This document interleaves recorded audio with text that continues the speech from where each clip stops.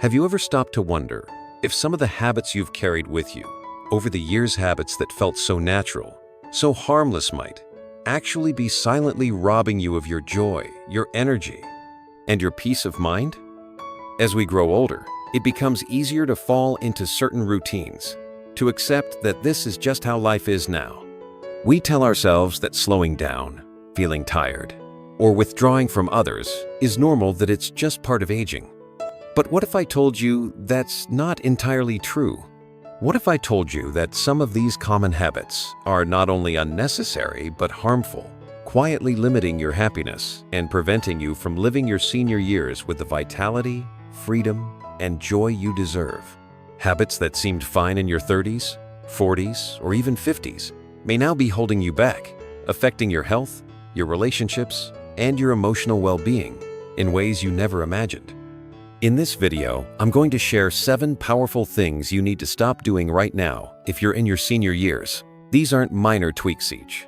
One of these habits has a profound impact on your quality of life.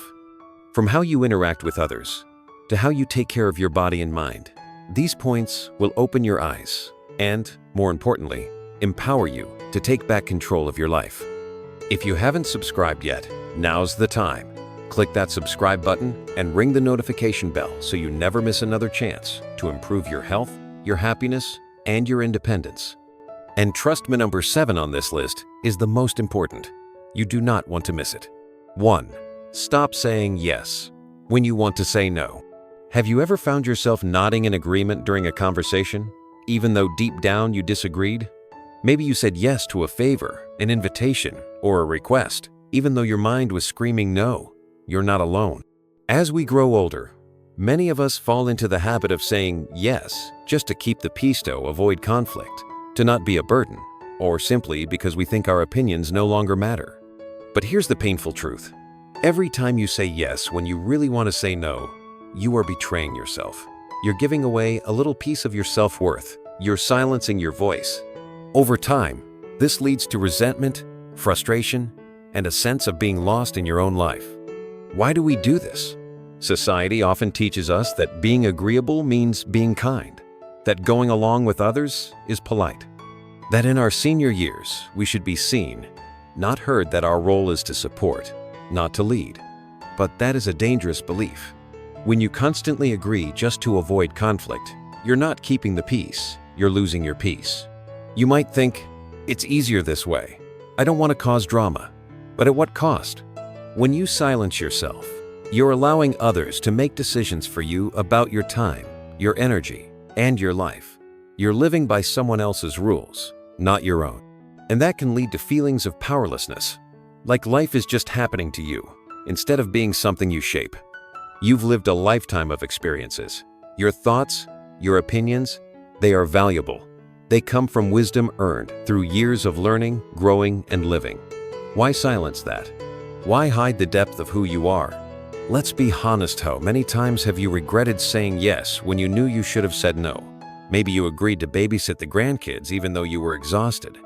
Maybe you said yes to attending an event when you just wanted a quiet evening at home. Maybe you held your tongue when someone said something you disagreed with, just to avoid making waves. These small moments add up, and eventually, you might wake up one day and feel like you don't even recognize your own life anymore. You're living for everyone else but not for yourself. Now, let me ask you this. When was the last time you truly honored your own needs? When was the last time you spoke your truth even if it was uncomfortable? It's time to reclaim your voice. It's time to understand that saying no is not rude. It's not selfish. It's necessary. It's how you protect your energy, your well-being, and your sense of self. You deserve to set boundaries. You deserve to be heard. Imagine how freeing it would feel to say, I'm sorry, I can't do that today. Or, I don't agree with that, and here's why. Picture yourself standing tall, confident, and at peace because you're finally living in alignment with your truth. Remember, when you stop questioning, when you stop speaking up, you give others control over your life. But when you reclaim your voice, you reclaim your power. You remind yourself and the world that you matter. 2. Stop isolating yourself. Have you found yourself spending more time alone lately? Maybe days go by without talking to anyone, and you tell yourself it's fine, that it's just easier this way. After all, making plans can feel tiring. Keeping up with people can feel like work. And perhaps you've started to believe that isolation is just part of getting older. But here's the truth. Isolation is one of the most dangerous habits you can fall into. It creeps in quietly. One day, you skip a gathering because you're tired. Then, you cancel a lunch with a friend. Before you know it, weeks have gone by, and you've barely spoken to anyone. You might convince yourself that you prefer it this way, that peace and quiet are better. But loneliness is a thief. It steals your energy, your joy, and your health. Here's what many people don't realize. Social connection is not a luxury, it's a necessity. It's as vital to your health as eating well and staying active. In fact, studies have shown that chronic loneliness can lead to depression, heart disease, a weakened immune system, and even cognitive decline. Yes, being alone too often can literally make you sick. Humans are social creatures. We're wired for connection. It's in our nature to share stories, laugh with others, feel seen, heard, and valued. When you cut yourself off from the world, you're depriving yourself of one of life's most essential ingredients for well-being: companionship. You might be thinking, but I don't have many friends left, or it's too late to make new ones. That's simply not true. It's never too late to reconnect. Whether it's reaching out to a family member you haven't spoken to in a while, calling an old friend, or even joining a local group, the opportunity to connect is always there if you're willing to take the first step. Even small interaction, chatting with a neighbor, exchanging smiles at the grocery store, or joining a community class can bring warmth and meaning to your day. It's not about quantity, it's about quality. One meaningful conversation can uplift your spirit and remind you that you are part of something bigger than yourself. You might say, but it takes effort, and I just don't have the energy. Yes, it takes energy, but connection also gives energy. It fills your emotional tank. It brings laughter, comfort, and a sense of belonging. It gives you a reason to get up, to get dressed, to step outside. And when you feel connected, life feels richer, fuller, and more purposeful. Now, let's talk about technology. Yes, it can be tricky, but it's a lifeline. Learn how to use video calls, join online groups, or even watch live events with others virtually. These tools can help bridge distances and make you feel closer to loved ones, no matter where they are. Remember, you are not alone, and you don't have to be. Isolation might feel safe, but it's not where joy lives. Joy lives in connection, in sharing life's moments, big and small, with others who care. If this message speaks to you, comment "Connect" below to commit to reconnecting, because you deserve to feel valued, seen, and loved. 3. Stop neglecting your health because you think it's too late. Have you ever thought, what's the point of exercising now? Or, it's too late for me to change my eating habits. I've lived this long, haven't I? If so, you're not alone. Many seniors fall into the dangerous belief that taking care of their health doesn't matter anymore because they're too old to see a difference. But let me be clear. This mindset is robbing you of energy, strength, and precious time. Here's the truth. Your body still responds to care, no matter your age. Small, consistent changes can bring tremendous improvements in how you feel day to day. You might not turn back the clock, but you can certainly add more life to your years and possibly more years to your life. Let's start with physical activity. You don't have to run marathons or lift heavy weights. Simple activities like daily walks, gentle stretching, yoga, or water aerobics can make a world of difference.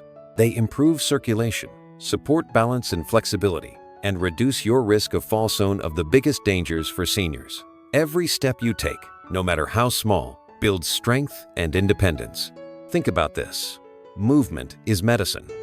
It boosts your mood, sharpens your mind, and keeps your heart strong. Seniors who stay active often report better sleep, less pain, and a stronger sense of well-being. Isn't that worth a little effort each day? Now, let's talk about nutrition. Maybe cooking feels like a chore these days, or you've relied on easy, processed meals. But what you eat fuels everything: your energy levels, your brain function, your immune system.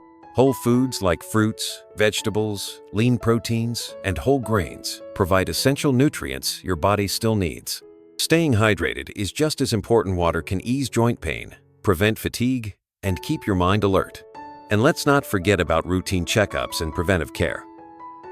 Skipping doctor visits because you feel fine can allow silent conditions like high blood pressure or diabetes to progress unnoticed. Regular screenings, dental care, eye exams, and hearing checks are all vital to keeping your quality of life high. But beyond all this, here's what's truly at stake: your independence. Neglecting your health can slowly steal your ability to do the things you love: travel, play with grandchildren, enjoy hobbies. Taking care of your health is not just about survivalids, about living life on your own terms. And here's another key point: your mental and emotional health matter too. Practices like mindfulness, meditation, and simply spending time in nature can reduce stress, anxiety, and even lower your risk of cognitive decline. Keeping your mind active through reading, puzzles, learning new skills keeps your brain sharp and engaged. Still think it's too late? Consider this. Studies show that even people in their 70s, 80s, and beyond who start moving more and eating better experience better balance, fewer illnesses, and a greater sense of happiness.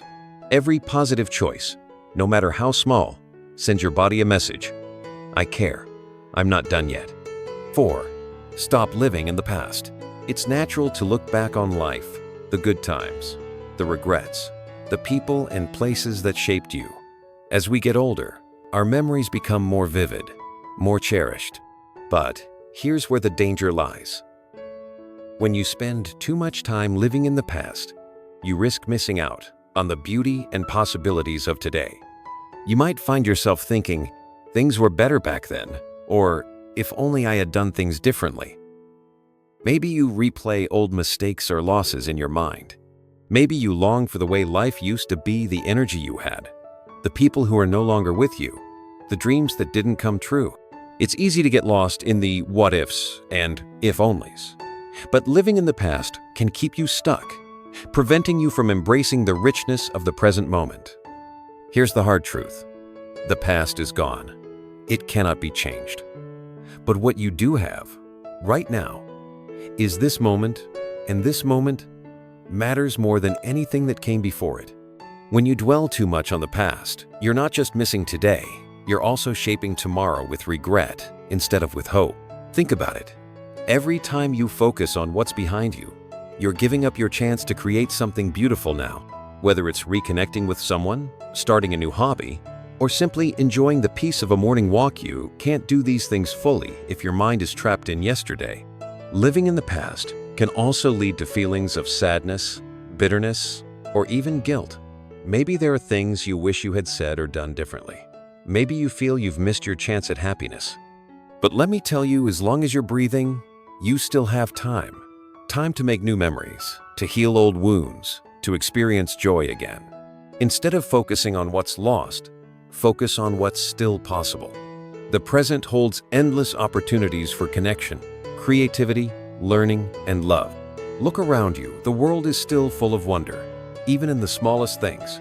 Don't let your past blind you to the gifts of today. Yes, it's okay to honor your memories. They're part of who you are. But don't live there. Don't let them define your identity or limit your future. You are more than your past. You are a living, growing, valuable person with so much still to give and receive. Let me ask you this. What's something you've been putting off because you think the time has passed? Is it too late to mend a relationship? Too late to try something new? The answer is no. It's only too late if you believe it is. The truth is, the best days of your life don't have to be behind you. They can start now if you allow them to. If you're ready to live in the present, comment "now" below to let me know that you're still here with me and embracing today. Your past has shaped you, yes, but it doesn't have to limit you. Let go of the regrets, hold on to the lessons, and start living today with purpose, joy, and gratitude. 5. Stop sacrificing your happiness for others. Let me ask you something. How many years have you spent putting others first? Caring for your children, your spouse, your grandchildren, your friends always, making sure everyone else's needs were met before your own. If that sounds familiar, you're not alone. Many seniors have spent a lifetime being the rock for others, giving endlessly, often at the cost of their own happiness. And now, in your senior years, you might still be carrying that same burden. Saying yes when you're tired, offering help when you need help yourself, suppressing your desires because someone else's needs seem more important. But here's what you need to hear. Today it's time to stop. You've done enough. Your happiness matters, and not just in theory and practice. This stage of your life is not about self-sacrifice. It's about self-care. It's about finally giving yourself the time, space, and love that you've given to others for so long. You've earned it. You deserve it. Now, this doesn't mean turning your back on the people you care about. It means setting boundaries. It means saying, I can't do that right now, without guilt. It means choosing activities that bring you joy, not just those that benefit others. Because here's the truth: when you constantly sacrifice your own well-being, you're teaching people that your needs don't matter. And over time, they might start to believe it. That's a painful reality. People may start to expect your help without appreciation. They may overlook the toll it's taking on you, not out of malice, but because you've conditioned them to see you as the constant giver. But the cost is heavy. Physically, emotionally, mentally, you feel drained, resentful, maybe even invisible. Now imagine this. Instead of always saying yes, you start choosing what's right for you. You wake up and think, what do I want to do today? You make time for rest, hobbies, self-reflection, and joy. You rediscover passions that were put on hold. You take walks, read books, listen to music, spend time with people who uplift you, not just those who need something from you. That's not selfish. That's healthy. That's living. You have the right to say, no, not today. You have the right to pursue your dreams, your comfort, your peace.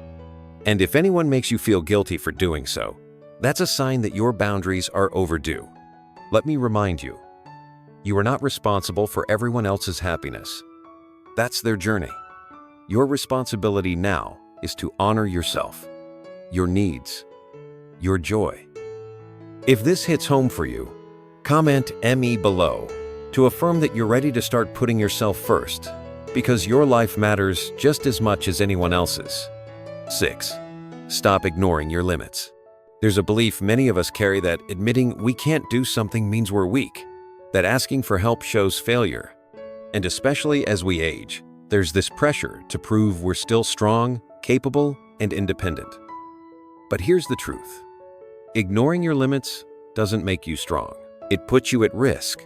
How many times have you pushed through pain or fatigue just to avoid appearing old or incapable? Maybe you've insisted on lifting something heavy, climbing stairs when you were tired, or taking on a task that left you drained for days. Maybe you've said, I'm fine, when you weren't, because you didn't want to worry anyone. But at what cost? Your body and mind have changed, and that's okay. That doesn't mean you're broken or less valuable. It means you've lived, you've experienced, and now your body is asking for care, patience, and respect. Ignoring its signals is like ignoring a trusted friend trying to help you. Here's what happens when you don't honor your limits: injuries, chronic fatigue, stress, and emotional burnout. Over time, this leads to loss of independence, the very thing you're trying to protect by proving you're still capable. But here's the paradox. When you respect your limits, you actually protect your independence. You reduce the risk of accidents, falls, and health setbacks. You conserve energy for what truly matters: enjoying life, spending time with loved ones, doing the things that bring you joy. Let's talk emotionally too. Maybe you take on everyone else's problems, trying to be the strong one. Maybe you bottle up your feelings because you don't want to be seen as fragile. But emotional limits matter just as much as physical ones. You have a right to say, this is too much for me, to rest, to pause, to take a step back when needed. Think of it this way. Knowing your limits is a form of wisdom. It means you've learned from life. It means you listen to your body, honor your feelings, and protect your well-being. That's not weakness, it's strength. Now, adjusting to limits doesn't mean giving up. It means adapting. Maybe you still garden, but with raised beds. Maybe you take walks instead of runs. Maybe you enjoy hobbies from the comfort of home. Life doesn't have to stop, it just needs to evolve with you. Let go of the pressure to do it all. Let go of the guilt when you need to rest. Let go of the fear of being seen as weak.